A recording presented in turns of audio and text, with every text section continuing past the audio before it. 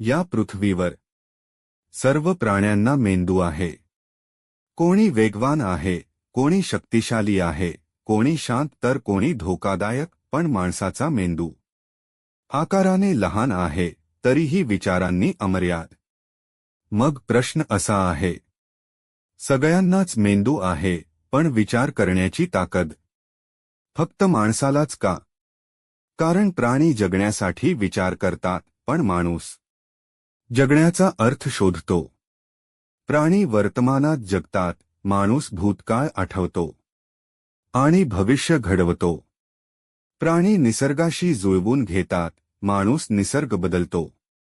पण याच शक्तीला एक जबाबदारीही जोडलेली आहे. माणूस विचार करू शकतो, म्हणूनच तो चूकही करू शकतो.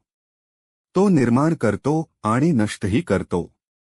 कदाचित म्हणूनच आपल्याला असा मेंदू दिला गेला.